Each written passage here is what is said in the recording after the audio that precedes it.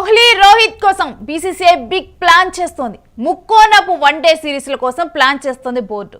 2027 one day world cup వరకు మరిన్ని one day మ్యాచ్లు నిర్వహించాలని బీసీసీఐ కొత్త ప్లానింగ్ కి సిద్ధమవుతోంది.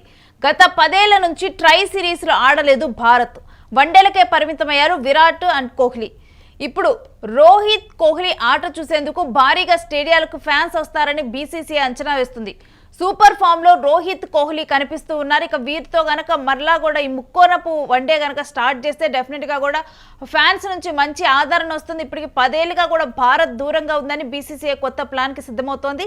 సౌత్ ఆఫ్రికా వన్డే సిరీస్ కి బోర్డుకు భారీగా ఆదాయం ఏర్పడింది. నెక్స్ట్ న్యూజిలాండ్ సిరీస్ పైన భారీగా అంచనాలున్నాయి. ట్రై సిరీస్ ను మరిన్ని నిర్వహించడం మీద ఇప్పుడు బీసీసీఐ ఫోకస్ పెట్టనుంది. దీనికి సంబంధించి ట్రై సిరీస్ దీని మీద బీసీసీఐకి ఉన్న ఎక్స్పెక్టేషన్స్, వీటి అనాలిసిస్ ని స్పోర్ట్స్ అనలిస్ట్ వెంకట్ అడిగి తెలుసుకుందాం. హలో వెంకట్ గారు. హలో అండి. ఇప్పుడు మరిన్ని ట్రై సిరీస్ నిర్వహించేందుకు బీసీసీఐ ప్లాన్ చేస్తున్నట్లు తెలుస్తుంది. అసలు దీని గురించి ఏ విధంగా చూడాలి?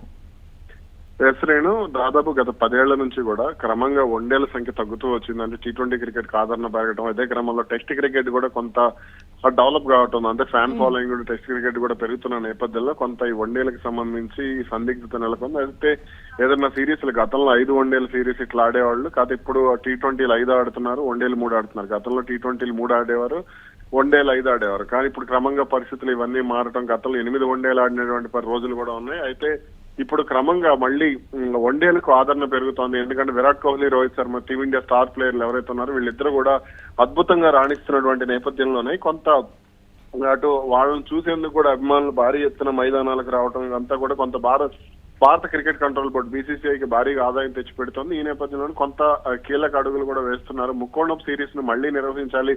గతంలో ఇప్పుడు ఆస్ట్రేలియా, శ్రీలంక, భారత్ మధ్య ఇట్లా సిరీస్ నిర్వహించేవారు. ఇంగ్లాండ్,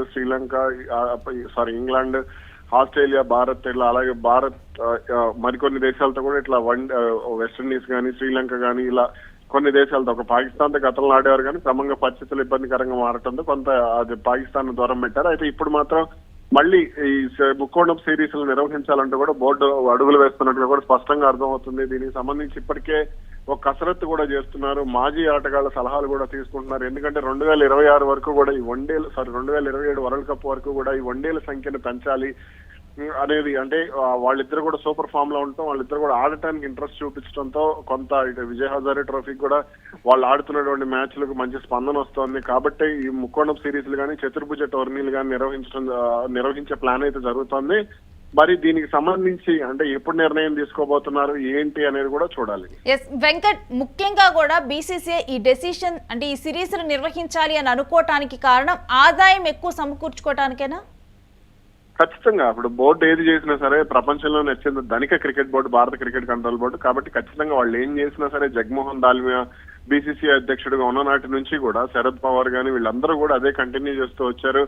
కాబట్టి ఇవన్నీ కూడా భారత క్రికెట్ కంట్రోల్ బోర్డు ఇప్పుడు ఎటువంటి ఆలోచన, ఇప్పుడు ఐపీఎల్ ప్రణాళికలు కానీ, లేదంటే అటు టెస్ట్ సిరీస్ నిర్వహణ కానీ, వన్డేల నిర్వహణ కానీ, ఇవన్నీ కూడా ఆదాయం సమకూరే విధంగానే కొంత ప్లాన్ చేస్తూ ఉంటుంది. ఇప్పుడు వీళ్ళిద్దరు విషయంలో విరాట్ కోహ్లీ, రోహిత్ శర్మకు వాళ్ళకున్నటువంటి ఫ్యాన్ ఫాలోయింగ్, వాళ్ళకున్నటువంటి స్టార్ ఇమేజ్, వాళ్ళకున్నటువంటి మార్కెట్ వాల్యూని బేస్ చేసుకునే ఇప్పుడు బీసీసీఐ ప్లాన్ చేస్తుందని చెప్పాలి. కాబట్టి ఖచ్చితంగా ఇప్పుడు మన సౌత్ ఆఫ్రికాతో వన్డే సిరీస్ కి సంబంధించి భారీగా ఆదాయం సమకూరింది. అలాగే ఆస్ట్రేలియాకి సంబంధించి ఆస్ట్రేలియా క్రికెట్ బోర్డు కూడా ఆస్ట్రేలియా వర్సెస్ ఇండియా మ్యాచ్లకు కూడా అక్కడ భారీ ఆదాయం వచ్చింది. ఆ దేశ బోర్డుకు కూడా ఇప్పుడు మనకు కూడా, అంటే మన సౌత్ ఆఫ్రికాతో సిరీస్ కూడా మంచి ఆదాయం రావడంతోనే ఇప్పుడు త్వరలో న్యూజిలాండ్ తో జరగబోయే సిరీస్ విషయంలో కూడా ఇవే అంచనాలు కనపడుతున్నాయి.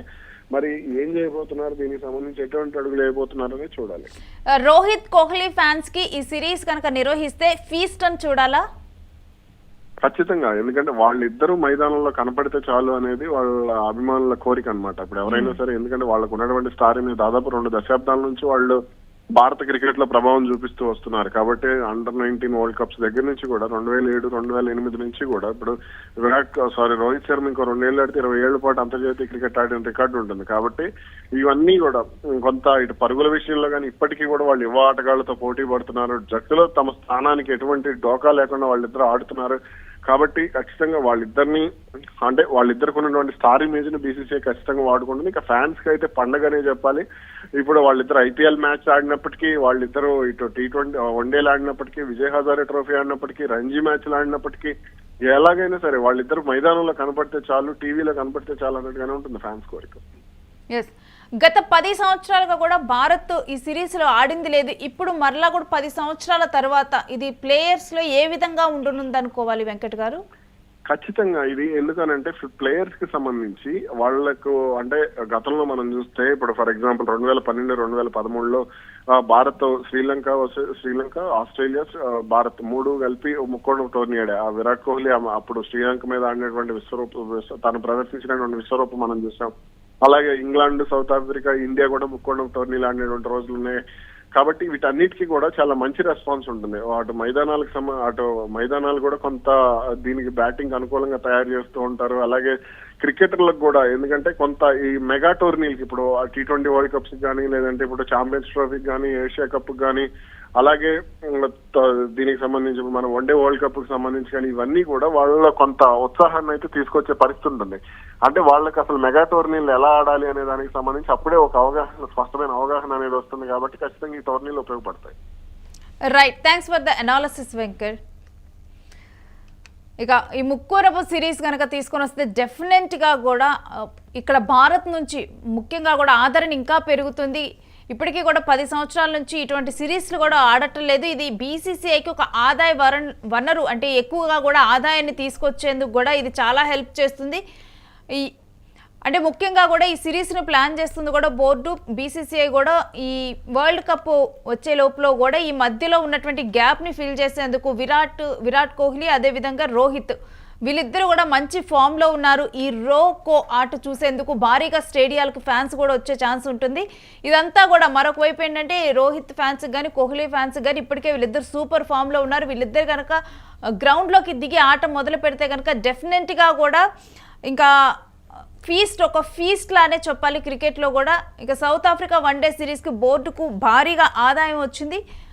నెక్స్ట్ న్యూజిలాండ్ సిరీస్ మీద కూడా ఇదే విధంగా భారీ అంచనాలు ఉన్నాయి. ట్రై సిరీస్లు మరిన్ని నిర్వహించడం మీద ఇక బీసీసీ అయితే ఫోకస్ పెట్టింది.